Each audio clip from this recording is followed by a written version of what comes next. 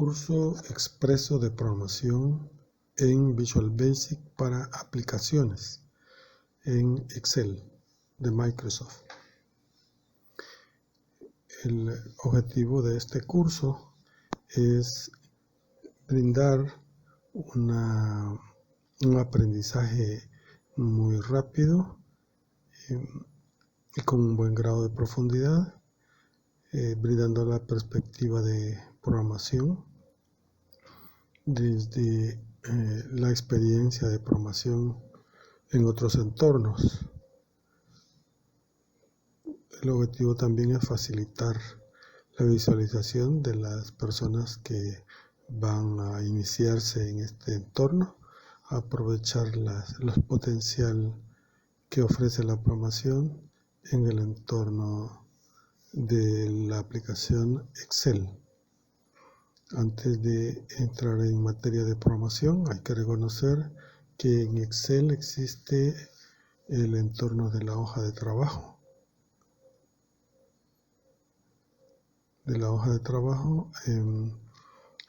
Configurado por columnas y filas. Se utilizan letras para indicar columnas y filas, números para indicar las filas. Así, una celda es un elemento de donde puede escribirse texto, código, fórmulas, etcétera, gráficos, etcétera. Es un sitio donde puede también guardarse algún valor. Este es un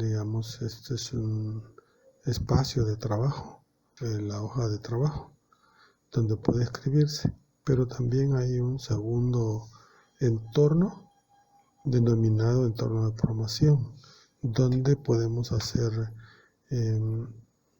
uso del potencial de este entorno para lograr que datos se puedan vincular o relacionar con datos para producir resultados. Esta es la parte dinámica, es invisible, pero es totalmente comprensible. Este curso lo dividiremos en dos áreas. En general, la programación se divide en dos áreas. Una versa sobre datos. Vamos a enfocar cómo entender estos datos y cómo manejar los datos. Y la parte dinámica de la programación que está en la funcionalidad. Vamos a empezar hoy con la parte estática, la que conserva la información, es decir, los datos. Hoy sí, entrando en materia de programación en VBA. Los datos, ¿cómo entenderlos? Vamos a clasificarlos en tres tipos. Primero, variables, parámetros y objetos en general que ofrece Excel. Las variables, ¿cómo entenderlas? Primero, vamos a entender como variable un lugar en la memoria donde se puede guardar información.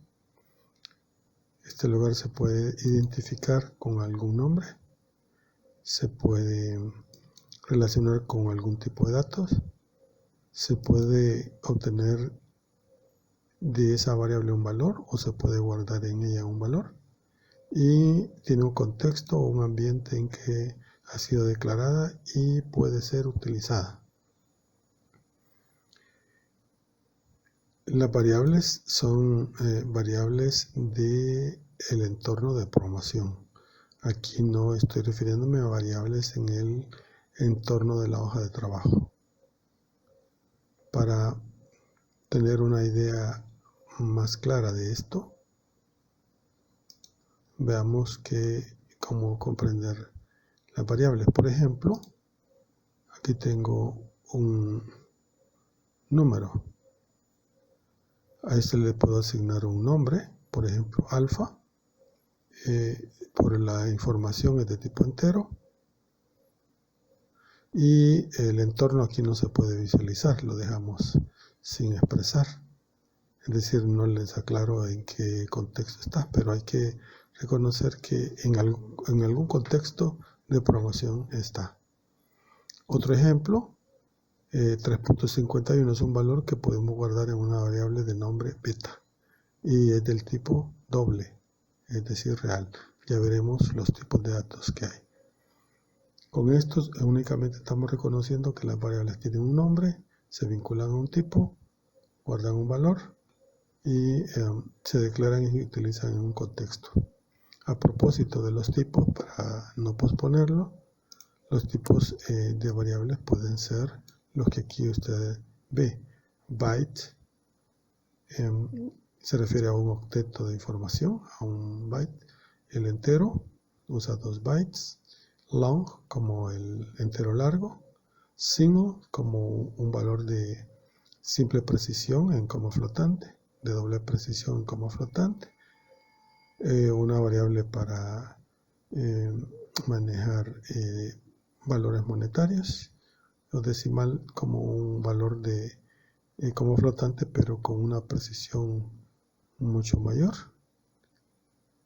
Además de eso hay otros como range y arreglo, que de momento no explico, pero más adelante sí.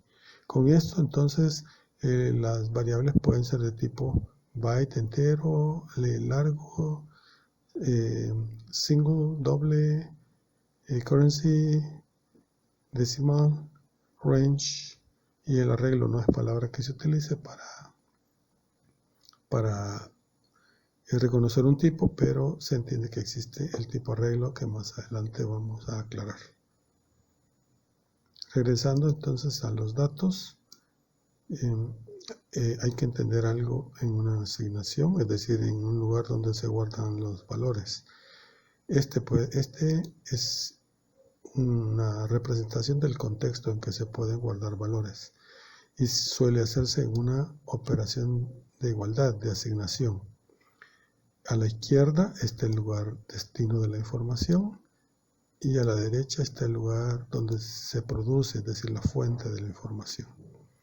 En una expresión donde destino igual fuente, hay que entender que no se está comparando, sino que el valor producido se está tomando y llevando para ser almacenado en el lugar que recibe.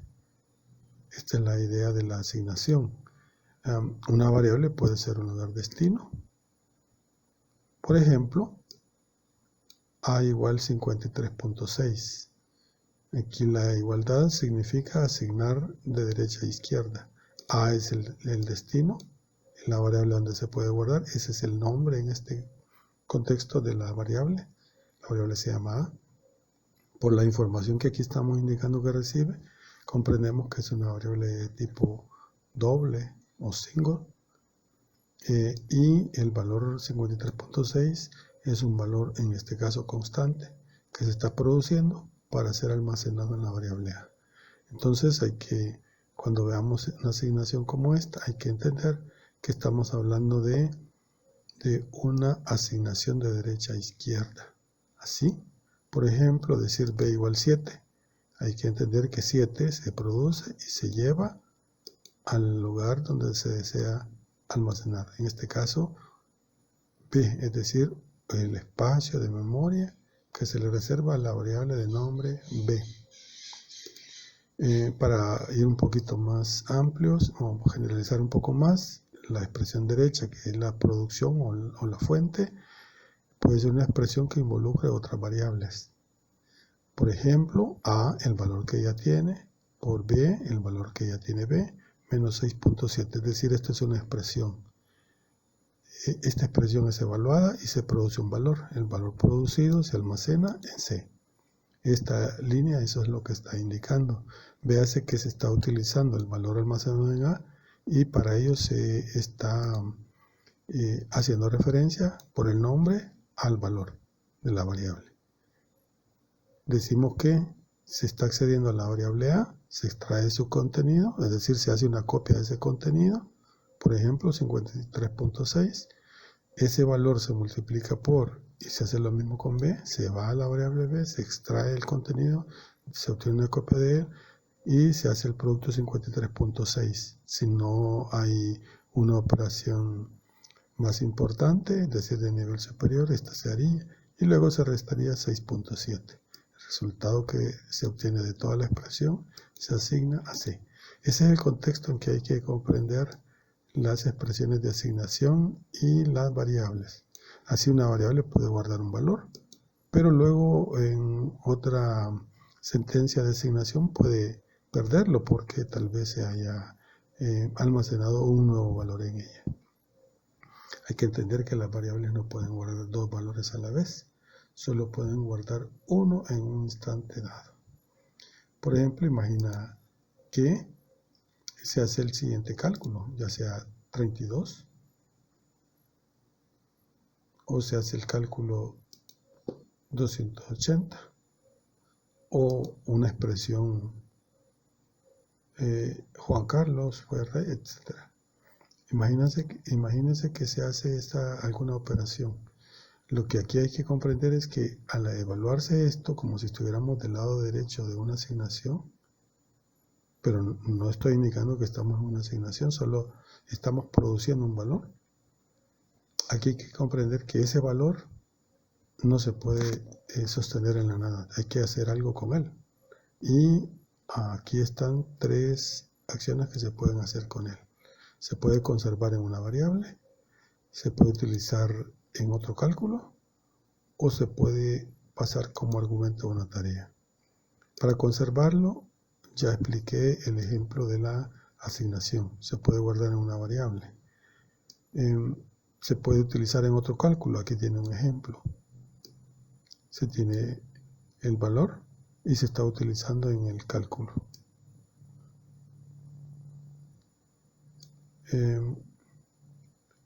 Y luego finalmente se está almacenando en una variable. También se le puede pasar a una tarea, pero no he hablado de tareas todavía, así que dejo pendiente esta parte. Ya llegaremos al punto en que una tarea es importante y es un tema que se pueda comprender. Pero también este resultado anterior, cualquiera de ellos en un momento dado es uno de ellos. Si estamos en el contexto de programación, es aplicable lo que ya expliqué. Pero si estamos en un contexto de la hoja de trabajo, habrá que guardarlo en una celda. Y ahí aplica esto que explico.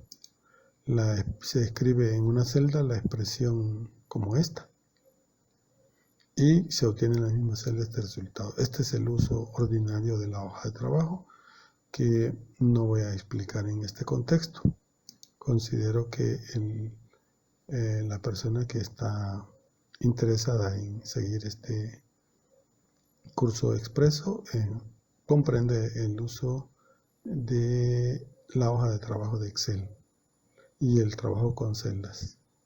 Solo estoy haciendo referencia a que se ha producido un valor, hay un igual indicando una asignación y no se indica a la izquierda qué. Aquí en ese contexto se entiende que es la celda la que recibe el valor.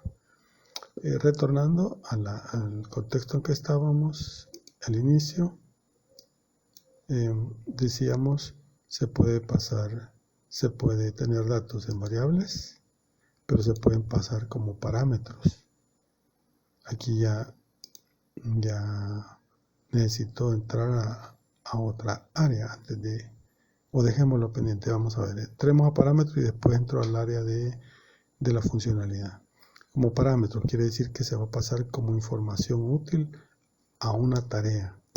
Congelemos el término tarea, todavía no lo explico, pero como para tener una idea de una tarea es, por ejemplo, te piden que calcules el área de un círculo.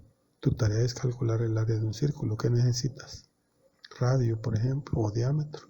Esa información radio, o en el otro caso diámetro, es un parámetro que necesitas tú para hacer el cálculo del área. A eso me refiero con parámetros. Para una tarea se necesita información y un dato puede ser pasado a una tarea como parámetro. Cuando se hace esto, en el contexto de la tarea existe como variable de comunicación, es decir, como las variables anteriores, pero ahora son de comunicación. Es decir que desde el momento que te dicen y que calcules el área del círculo y te dan el diámetro, en ese instante para ti existe una variable diámetro y ya tiene un valor. No te preocupas porque tenga el valor. Cuando te la entregan, te dan el valor y queda depositado en la variable que para ti se llama diámetro. Así es como hay que comprender esto. Entonces los parámetros son variables de comunicación para la tarea que se va a realizar. Y ellas ya reciben el valor que te entregan. Los parámetros se declaran por valor o por referencia. Lo voy a dejar pausado esto, lo voy a aclarar cuando entremos a la funcionalidad. Lo que tal vez haya que aclarar aquí es que cuando es por valor. Por ejemplo, cuando te dicen que para tu cálculo de área de círculo te dan un diámetro, ese diámetro lo tomas en tus parámetros y piensa que tienes una copia de él. Es decir, quien te lo pidió no está comprometido con lo que vayas a hacer con ese valor. Tú tienes un valor idéntico en una variable tuya. El nombre tú se lo das, por ejemplo, diámetro. Y vas a hacer el cálculo que corresponda hacer con él.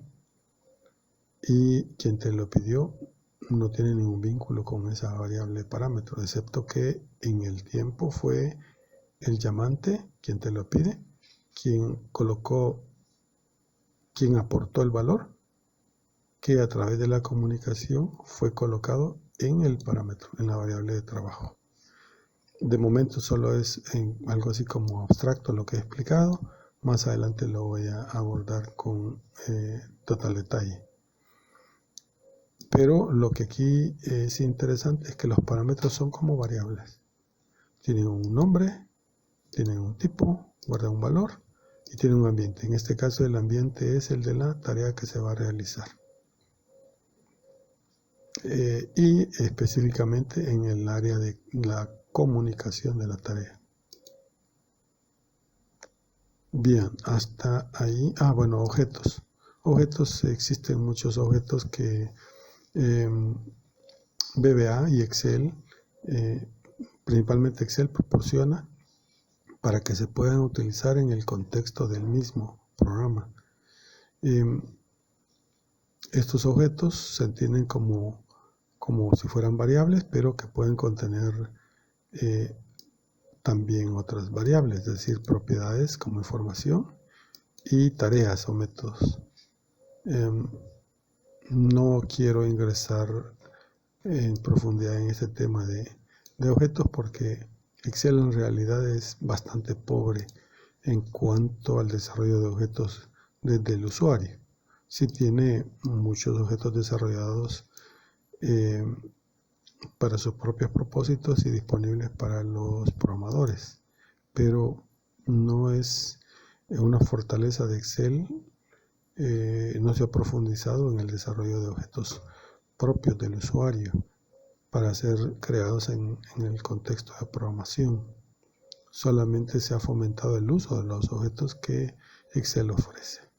Así que este es un tema que en su momento lo vamos a ir abordando, tratando de ejemplificar la diversidad de objetos que hay. También cuando se hacen operaciones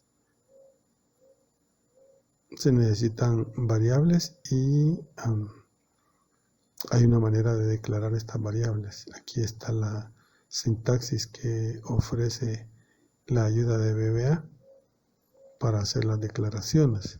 Leerlos puede entretenernos y resultar un poco engorroso. Es más fácil mirar la ejemplificación. Aquí hay que anotar nada más que la instrucción de declaración es dim. El nombre de variable es el nombre que vamos a aportar. La palabra as es necesaria, es una palabra reservada, es decir, hay que decir dim, el nombre de la variable, as, y luego el tipo de datos de los tipos anteriores. Ese es el estilo básico de declaración. Veamos, aquí hay un pequeño ejemplo. Aquí hay un pequeño ejemplo. Voy a mover este recurso para indicar cuál es.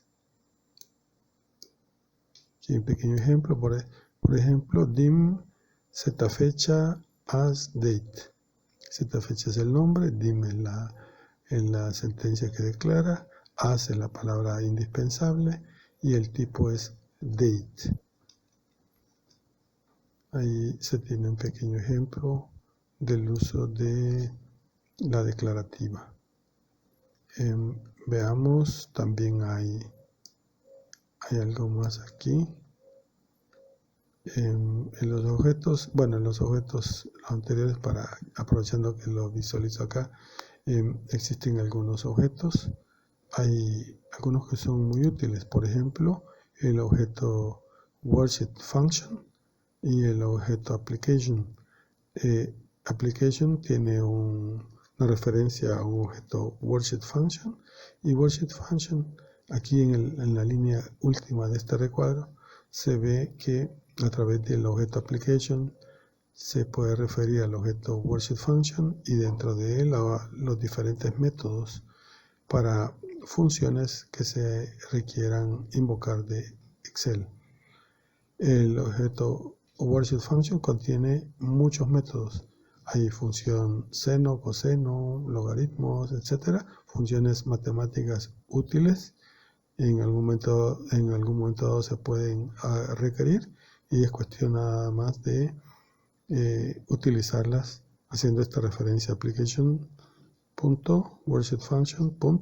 Y el nombre de la función, de la tarea, y entre paréntesis los datos que ella va a recibir. Produce algún valor y se guarda como en una asignación de derecha a izquierda. Bien, ese es un objeto. Hay otros objetos como colecciones de objetos como conjuntos, como workbooks y como worksheets, que de momento no me interesa entretenerme ahí. Hay también objetos del tipo range. Objetos del tipo range pueden referirse a una celda, a toda una fila, a una columna, a un rango de celdas contiguas, o pueden ser discontinuas, o un rango 3D, es decir, es muy variado.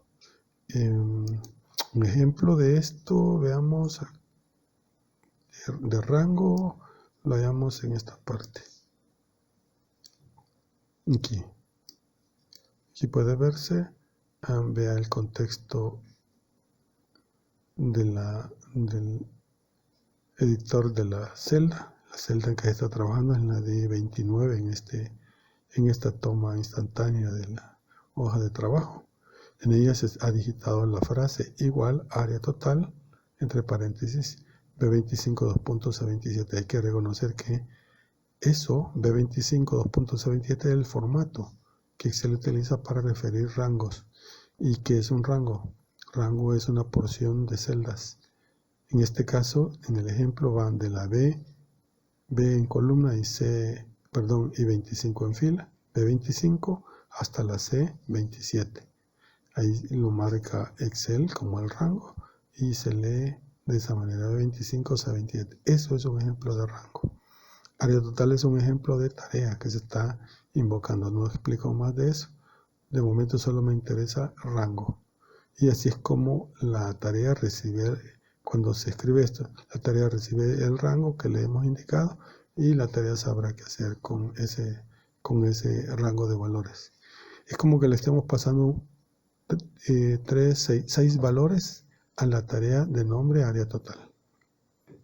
Nada más que están referidos por esa secuencia, como esa matriz, ese espacio en la hoja de trabajo que guarda esos valores, se le pasan y luego sucederá la magia que la tarea área total sabe hacer. Bien, así hay que comprender los range. Como dije, pueden ser de una celda, pueden tener más. Y los operadores, a propósito de de las expresiones que se pueden, de las tareas que se puedan realizar de asignación y de las operaciones que aquí en la parte de producción a la derecha de la asignación se pueden realizar. Aquí van expresiones algebraicas con operadores. Obsérvese el operador producto, el operador resta. Obsérvese eso. Los operadores están acá, en la ayuda de VBA aparecen. Hay operadores aritméticos. Véase. Ahí está la explicación. Para suma, resta, para cociente, para producto, para potenciación. Hay operadores de comparación. Véase que aparece el igual como operador de comparación, ya no es de asignación. Por supuesto que la comparación depende del contexto. Eso lo explicaré más adelante cuando veamos condicionales. Pero el mismo símbolo igual puede usarse como un operador de comparación y en otro contexto es un operador de asignación. Operadores lógicos para hacer una vinculación lógica de expresiones o de condicionales. Operadores de concatenación cuando se trabaja con textos, con cadenas de caracteres o textos. Se puede unir una cadena con otra y así producir una nueva. Y hay también prioridad en los operadores. Ahí están los más de mayor alto nivel, los más prioritarios. Luego le siguen este otro grupo y termina con operadores aritméticos, más menos. Igual que lo hace una calculadora. Bien. Hemos hablado de un poco de objetos, de operadores, de parámetros, etc. Bien, pasemos entonces a estudiar un poco la funcionalidad. Y aquí dejamos pendiente algunos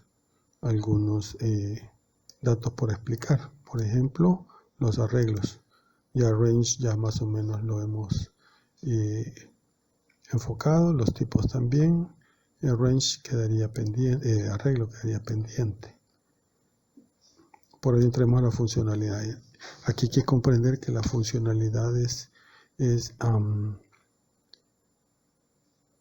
esa parte dinámica de la programación. Los datos mantienen estáticos los valores, pero la funcionalidad hace que los datos puedan cambiar.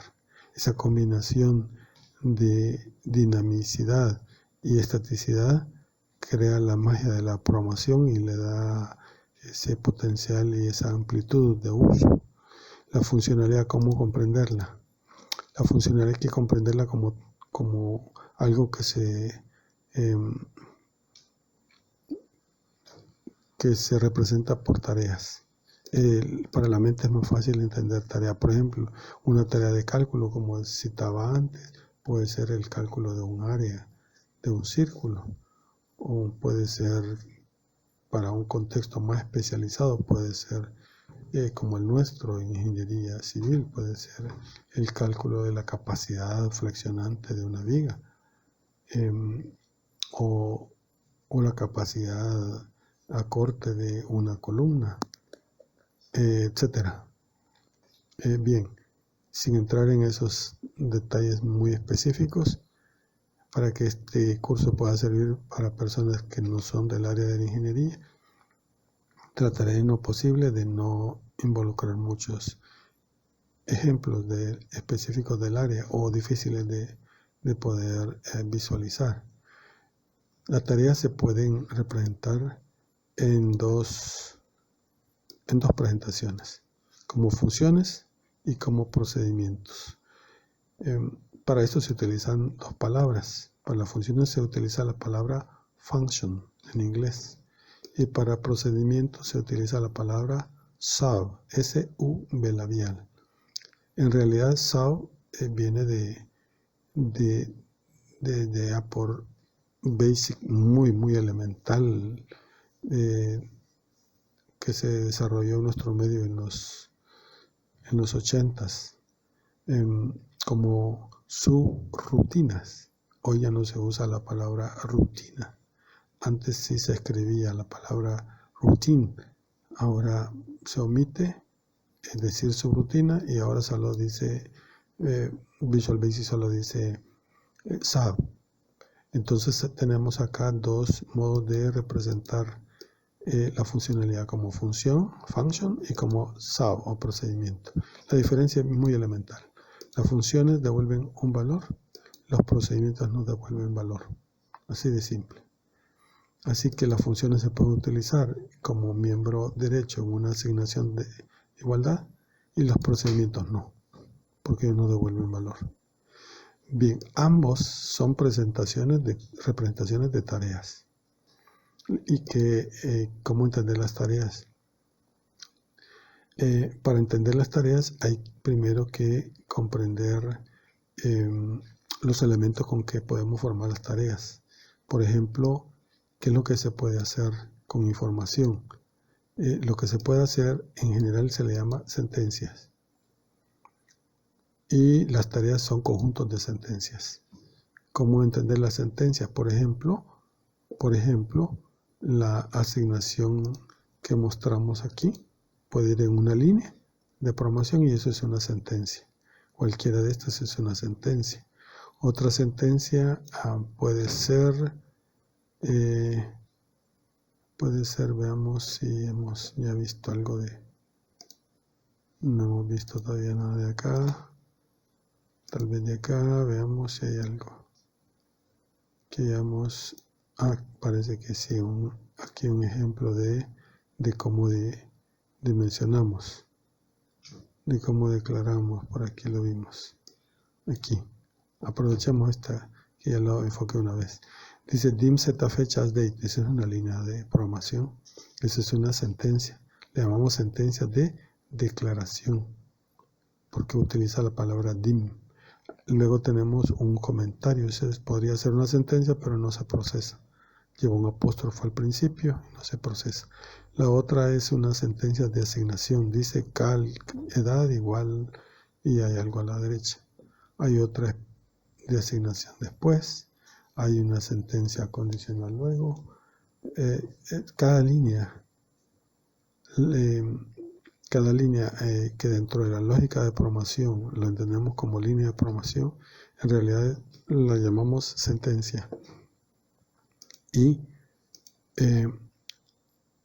escribimos el código funcional o de tareas utilizando sentencias.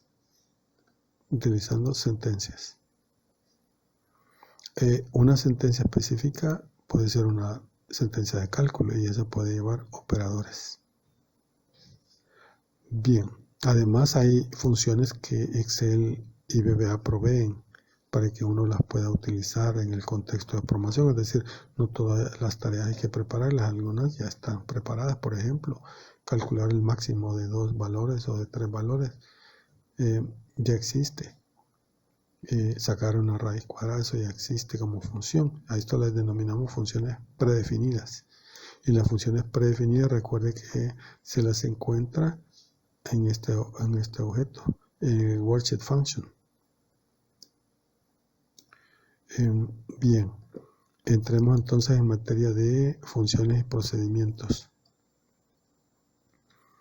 Aún sin haber entrado en especificidad de las sentencias.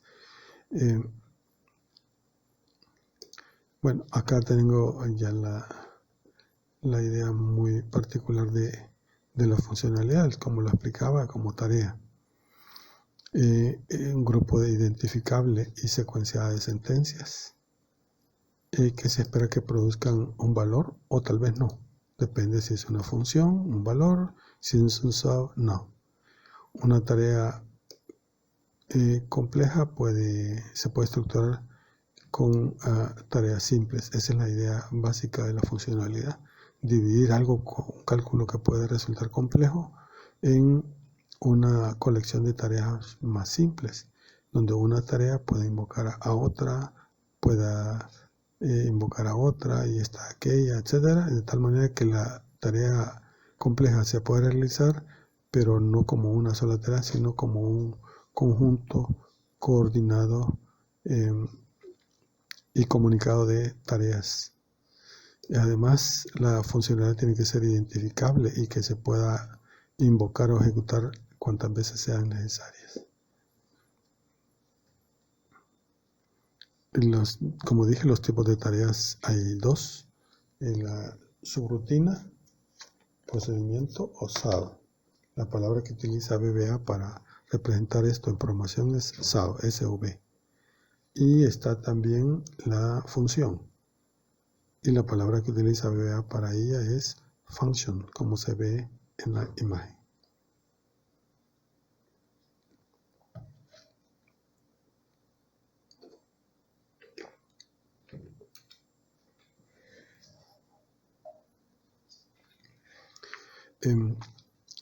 Veamos el SAO. Aquí tenemos el estilo de declaración. Public, puede ser public, SAO, el nombre del procedimiento, y entre paréntesis la lista de argumentos, la lista de parámetros. Después de esa línea puede venir un grupo de sentencias y termina con la frase en SAO, que finaliza al SAO, al procedimiento. Y la sintaxis para una función, esta difiere en lo siguiente: public, como en el SAO. La palabra ya no es SAO, sino que es function. El nombre del procedimiento de la tarea es el que uno elija. Entre paréntesis, la lista de parámetros. Pero después puede indicarse opcionalmente en la función el tipo que va a devolver. Recuérdense que una función devuelve un valor y es de un tipo. Aquí se puede especificar el tipo. Después de los paréntesis de cierre se puede decir as e indicar el tipo de la lista de tipos disponibles en VBA. Igual que el SAO, hay un conjunto de sentencias que forman el cuerpo de la tarea, del function, y finaliza con la frase end function. Entonces, cada uno de los dos tipos de tareas finaliza con su frase particular. Si es un SAO, termina con el SAO, y si es un function, con el function. Este es lo que hay que saber de básico de cómo definir una tarea. Veamos a los argumentos, lo que va entre los paréntesis. Esa es una lista separada por comas. Puede ser ningún valor, puede pasarse un valor, hasta ahí no hay comas. Pues si son dos valores o más, pues lleva comas intercaladas. Usualmente los parámetros o argumentos empiezan con una de estas dos palabras, byval o byref. Byval para indicar que va a pasarse como una copia el valor a la tarea, y byref indica que no es una copia, sino que es la variable fuente. Es decir, es como que tú prestes el cuaderno para que otra persona tome de ahí la información, pero como has prestado tu cuaderno, esa persona puede escribir en tu cuaderno porque has dado el permiso de que suceda al decir byref. Ella lo utiliza la información y hace lo que sabe hacer con esa información, hace su tarea. Pudo haber escrito o no, tú le diste permiso. Entonces no pones restricción para que pueda modificarte tu información. Si lo pasaste por byval, no le diste tu cuaderno, le dijiste anota este valor y tú te quedaste con tu cuaderno. No has permitido que te modifiquen tu información. Es decir, byref quiere decir que estás indicando la información por referencia. Estás diciendo ese es, y byval estás diciendo copia este valor. Eso es lo que hay que comprender en este contexto, en lo que precede a la declaración del argumento. Luego, la declaración del argumento de cada uno sigue el estilo de declaraciones. Por ejemplo, aquí En el ejemplo, entre los paréntesis, ve que en el ejemplo dice function calc edad y entre paréntesis está la lista de parámetros y solo hay uno. Aquí no se ha indicado by val o by ref. Podría haberse indicado primero by val, fecha enac, como el nombre particular que se le ha dado, as, palabra reservada e indispensable, y el tipo date. Ahí esa es la manera de especificar el argumento o el parámetro en la función. Veo que aquí en VBA le llaman argumento. En el contexto de programación, en realidad no ha sido, según la historia y según mi experiencia, que viene desde 1984 en programación, los argumentos han sido siempre los valores que se pasan a una tarea y los valores que la tarea declara, como aquí, como fetchanac, con los cuales va a trabajar. Fíjate, esta es la tarea calculada. Ella está indicando que este es el nombre que le reconoce a la información que va a recibir. Entonces, fetchanac, en la formación y experiencia que yo he tenido, fetchanac sería el nombre del parámetro de la función calculada. No, yo no le llamaría esto argumento, pero veo que VBA le llama argumento, porque esto es tomado de sus ayudas. El argumento es donde se le pasa y el parámetro es donde se recibe. Así lo he entendido, así lo hemos venido evolucionando quienes nos hemos dedicado a la programación por años. Y lo aclaro, pues, para que si la palabra que yo digo a veces no coincide con la que está expresada ahí, es por eso. Como dije antes, si se forma una lista de parámetros, se separan por comas y puede ser cantidad variable. E insisto, el sub no devuelve valor, pero el function sí. Para que function pueda devolver valor, tiene que seguirse este estilo. Dice, retornando el valor de la función. ¿Cómo se hace? Primero hay que reconocer que la función tiene un nombre, como en el ejemplo anterior. Y para retornar un valor dentro de esa función, hay que reconocer cuál es el nombre. Y la manera de indicar el retorno es que hay que asignar el valor que se desea devolver a una variable que coincide en nombre con la función. Es decir, que aunque no se declare esa variable, por existir la función con el nombre calculada, se utiliza ese identificador para indicar una asignación.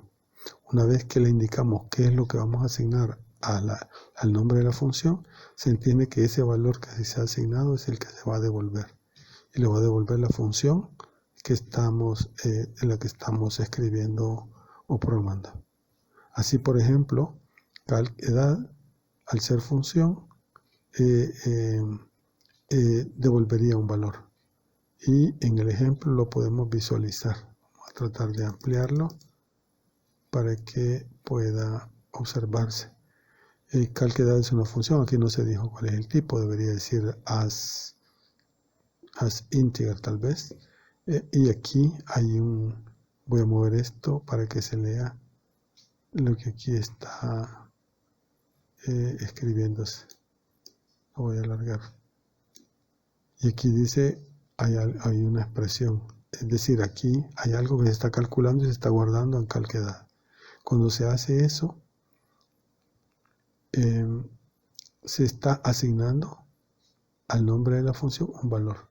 Y por lo tanto, ese valor que se asignó de esta manera es el valor que estaría devolviendo la función calc-edad. ¿A quién? A la función o al sub que le he invocado. O, por ejemplo, lo estaría devolviendo también a la celda de la hoja de trabajo desde donde se invocó. Esa es lo que hay que comprender sobre el retorno de valor.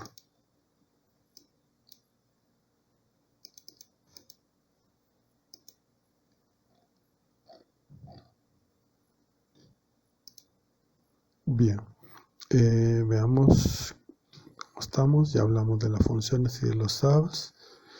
Hoy entremos a esta parte, las sentencias. Y los operadores ya los mencioné. Las sentencias, que es la parte más dinámica.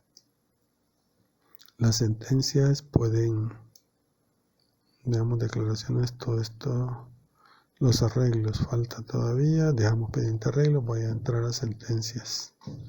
Range ya está, operador ya está. Y veamos esta parte de acá. Las sentencias ahí no son muchos los tipos, son unos cuantos, son básicos y es fácil comprenderla. Ya hablamos de la sentencia de asignación, aquella que en los ejemplos hemos visto como dim, tal variable, as, date, por ejemplo. Bien, esas son sentencias declarativas. Hay otro tipo de sentencias, por ejemplo, la sentencia condicional if, que es de las más básicas. If, el estilo es if, se escribe una condición en la palabra reservada then, y luego el grupo de sentencias, aquí le llaman instrucción, de sentencias que se ejecutarían si se cumple la condición. De aquí está el estilo ya con cuerpo, ya es resumido en una línea, aquí ya está como cuerpo. If, condición, then, y luego viene sentencia 1, 2, 3, etc. Esto es el cuerpo y termina con end if. Esta es una estructura condicional o sentencia condicional. Un ejemplo lo ve aquí. If is empty, range de tal cosa, esta es una expresión que va a producir un valor verdadero o falso. Hay que decir que la condición a la que hace referencia el formato de la sentencia if es una expresión que produce un valor booleano, es decir, valor lógico, un verdadero o un falso. Si es verdadero, se va a ejecutar lo que aparece después de then o las instrucciones que están después de then. Y si es falso, no se ejecutaría eso. Alternativamente existe el formato if, then, else and if. De esta manera, que tiene cuerpo donde si la condición es verdadera se ejecuta el primer grupo de instrucciones, pero si es falsa se produce el segundo grupo de instrucciones. La variante es que se introduce else como una cláusula intermedia en la sentencia if para dividir el cuerpo en dos, cuando se cumple y cuando no se cumple la condición. Y está este otro estilo, que este sí ya es una modalidad muy específica de algunos lenguajes de hoy día, como para evitar tantas estructuras if, las vincula en una sola. Por ejemplo, dice aquí if, condición, then, si se cumple la condición se ejecuta el primer grupo. Else, en lugar de dejar solo el else, dice else e imponen otra condición. Y luego el grupo si se cumple. Luego pueden seguir then else if, condición, y así llevar esto condicionando, de tal manera que solo un grupo de instrucciones se va a ejecutar, no se va a pasar del uno al otro, porque el otro y los que siguen dentro de él están negados por el else que se utilizó. Si se cumple la condición esto, pero si no, ya se negó aquello. Y dentro de eso se entiende que se está diciendo, si se cumple esta condición, hágase esto. Si se cumple esta condición, hágase esto. Pero si no, y esa es la manera de comprenderlo. Hasta que al final pues termina con un end if. Esta es una estructura más extensa, ampliada, digamos, de la sentencia if. Este es para condicionar la ejecución de una porción de código.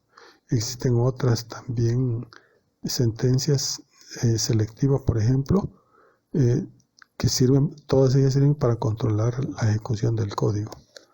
Esta sentencia select case se utiliza para ejecutar una porción específica de código, pero se basan en un valor o en una variable. Por ejemplo, select case, y se indica la expresión, en qué expresión se va a basar. Luego se indican los caso en que se da un valor. Y luego la instrucción o sentencias que se va a ejecutar. Pueden ser una o varias. case, en otro caso, case. Entonces, cuando la expresión es evaluada, se evalúa un caso. Si no cumple él, pasa al siguiente caso. Y si no cumple, pasa a otro caso. Y ahí va. Hasta que haya uno que cumpla y se ejecutan las instrucciones que allí que le sigan a ese caso. Ese es el estilo. Los ejemplos para los case pueden ser estos. Aquí hay unos ejemplos que ofrece VBA. Dice aquí, por ejemplo, puede ser case 10, case y un valor 10. Entonces la expresión que aquí se produce se estaría comparando con 10. Si es igual, entonces se ejecuta su grupo de sentencias.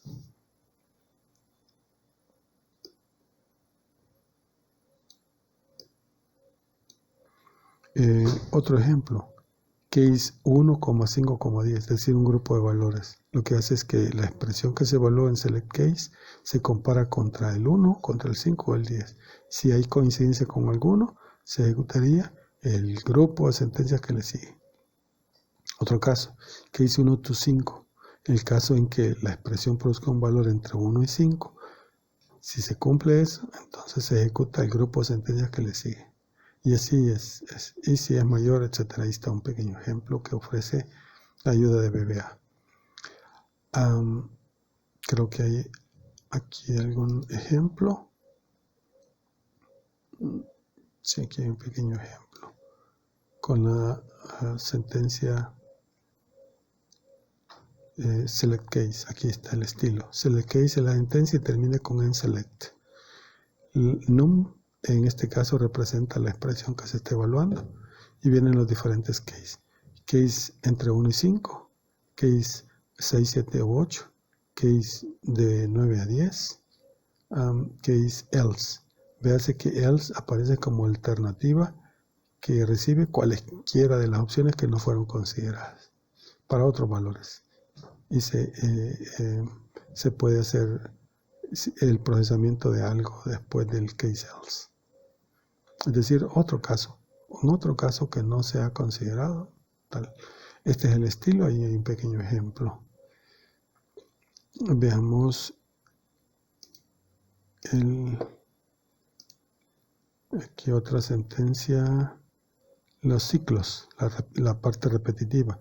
Esto es muy útil y muy común, que haya necesidad de estar repitiendo la ejecución de algún grupo de sentencias. Para ello existen los ciclos.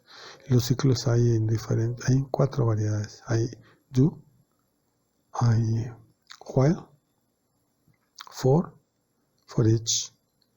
Aplicaremos aquí o veremos aquí los más elementales. Por ejemplo, el bucle do. El bucle do puede tener este estilo. Do se puede vincular con while y así se formaría el bucle do while. Y luego la condición. Loop es la palabra clave para finalizar el do. Este puede ser un estilo donde el while la condición va al principio. Y obsérvese que se está diciendo while. Hay que traducir esto y decir hacer el grupo de instrucciones mientras la condición se satisfaga. O si quiere lo puede pensar así. Hacer mientras la condición se satisfaga lo siguiente. Y finalizaría en el loop. Alternativamente existe la forma do. No indica que, sencillamente entra a ejecutar y después dice loop como el fin del do, while, mientras la condición se satisface. Aquí hay una diferencia. El primero dice, si la condición se satisface, haga. Es decir, que si no se satisfizo ni ninguna sola vez, nunca se ejecutó las instrucciones que forman el cuerpo de esta estructura. Y en el segundo caso, do loop while, ejecuta una vez el grupo de instrucciones y después consulta si se puede repetir la ejecución. Es decir, que este estilo segundo ejecuta por lo menos una vez el grupo de instrucciones que forman el cuerpo de la estructura de loop. En el primer caso puede ejecutarse ninguna vez. Es decir, primero se verifica condición para permitir la ejecución del cuerpo. Alternativamente, el do y el loop se pueden vincular con until en lugar de while. Aquello se entendía como do while, como hacer mientras. Aquí no. Aquí se entiende de otro modo. Do until, hacer hasta que. Entonces la interpretación un poquito diferente. Aquí es mientras se cumple la condición. Aquí es hacerlo hasta que, es decir, como un límite. Hasta que es como la negación del while, cuando ya no se cumple la condición. Esa es la idea, se puede usar en el estilo similar al do while. Ahora sería do until loop. Y el otro estilo es do loop until. Es similar. La diferencia es el entendimiento de la condición. Allá es mientras se cumpla, se repite la ejecución. Y aquí esto es como que hasta que se cumpla ya no se sigue ejecutando. Bien, otro muy utilizado es el for next. For, el estilo es for, luego una variable con un valor de inicio. Por ejemplo, for, el clásico for i igual 1, la palabra to es obligatoria, un valor de finalización, for i igual 1 to 10. Y el step o incremento es opcional. Si es de 1 en 1 no se escribe. Si es distinto sí se escribe. Podría ser for i igual 1 to 10. Step 2. Y así la i iría incrementando en 2 cada vez que el bucle llegue a next. Y mientras, antes de llegar a next, lo que hace es ejecutar una a una el cuerpo de la estructura for, es decir, el grupo de sentencias, una a otra.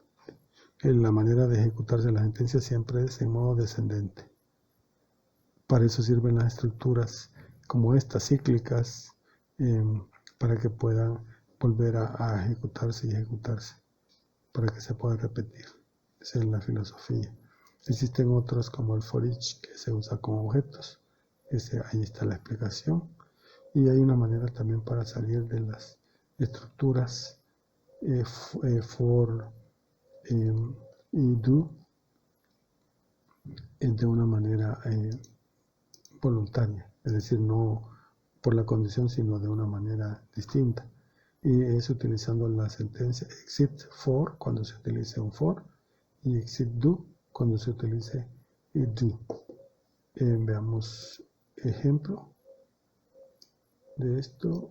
Tenemos aquí tenemos ejemplo de a la izquierda del do while loop. Aquí en anaranjado está el cuerpo, la condición está en celeste y la estructura está en rojo. Aquí es un do while y aquí tenemos un do loop while, un do while loop y un do loop while. Ahí están los ejemplos sencillos. Y en el caso de until es do until, hacer hasta que se cumpla esto. Y loop, do until loop. Y en el otro ejemplo tenemos, aquí a propósito, aquí hay algo muy particular. Y es que en esta última línea dice if minimum menor que 10 then exit do. Aquí se ha utilizado la finalización del bucle que antes indiqué. Se ha utilizado exit do, la que aquí estaba indicando, exit do, para dar por finalizado el bucle do dentro del cual está escribiéndose el código. Bien, ahí está las sentencias cíclicas. Veamos, creo que no nos falta. No nos falta. Hay más cosas que se pueden decir del código, pero ahí se tiene lo básico. Faltan los arreglos.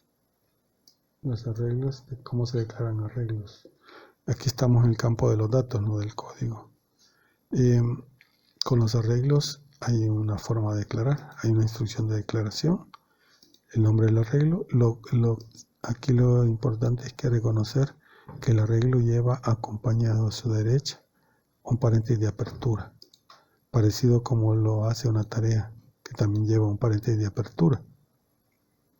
La diferencia es que este arreglo no es una tarea, sino que es una estructura que guarda datos.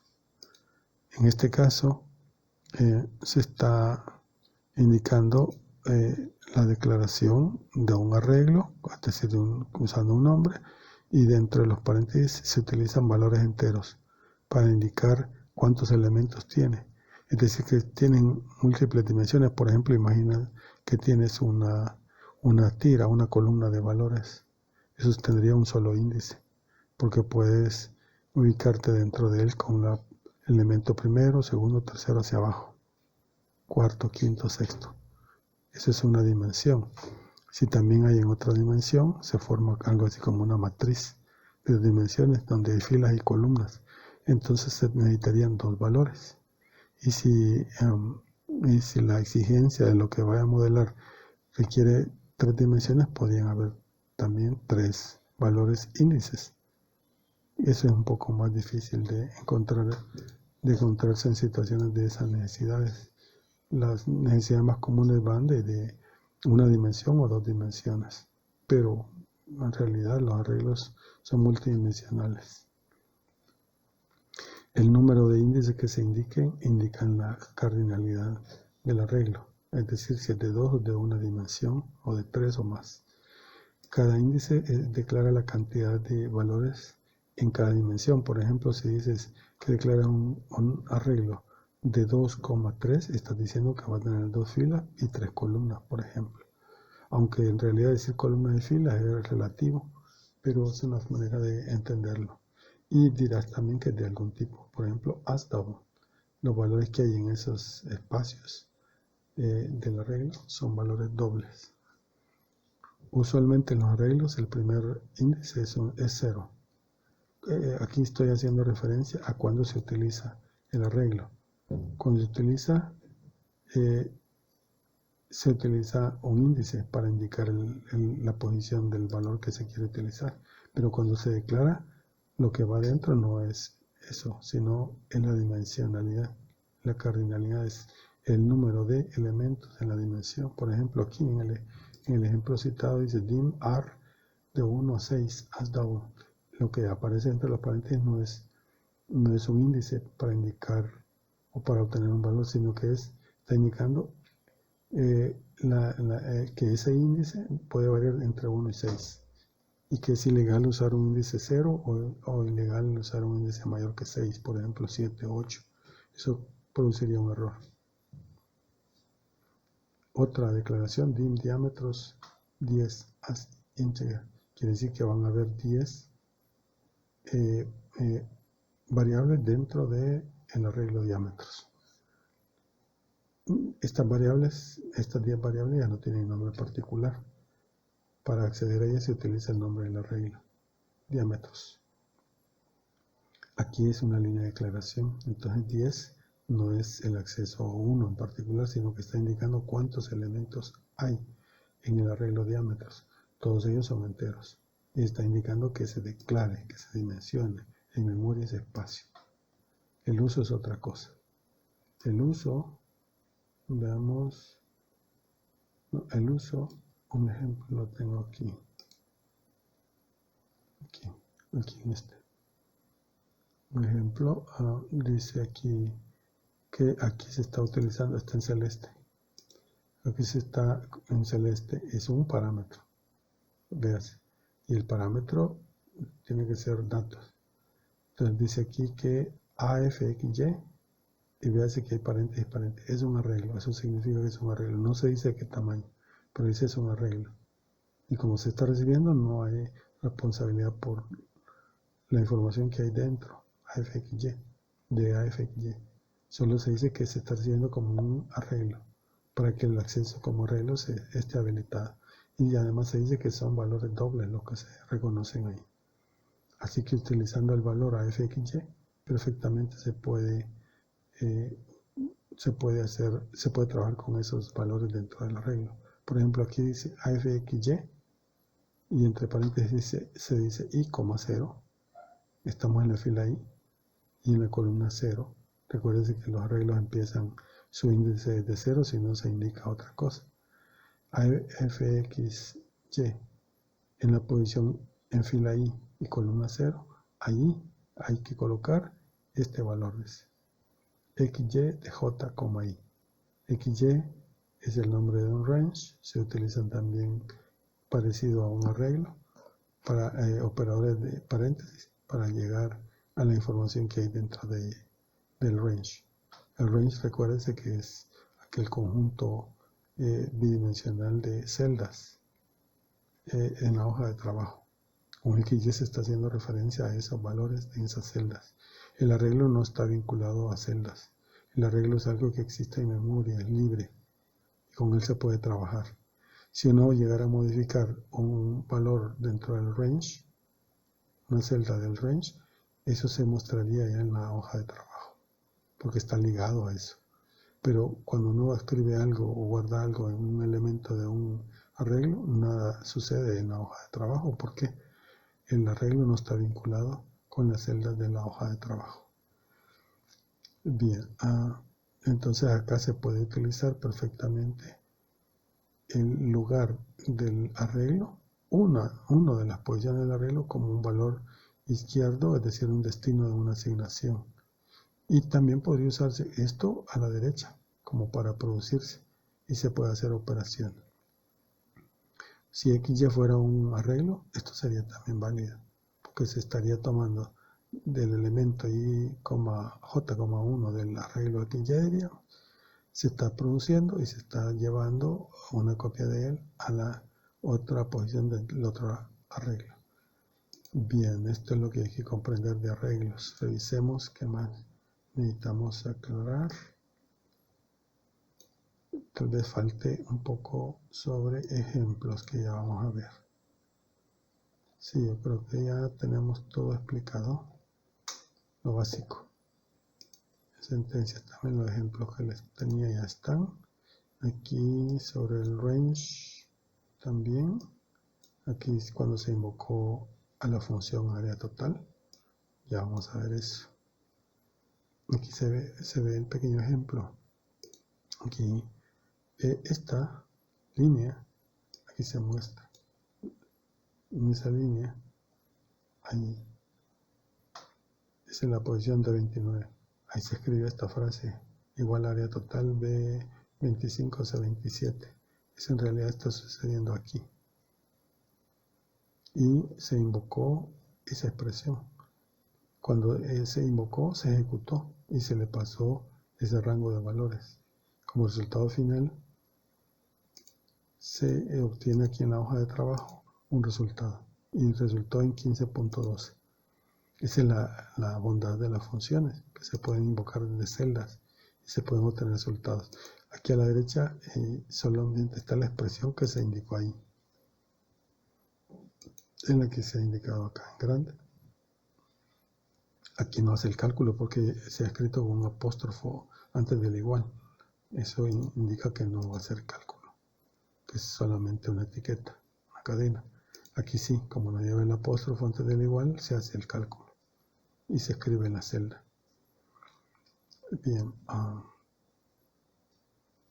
aquí tengo un ejemplo de arreglo, procesando un arreglo.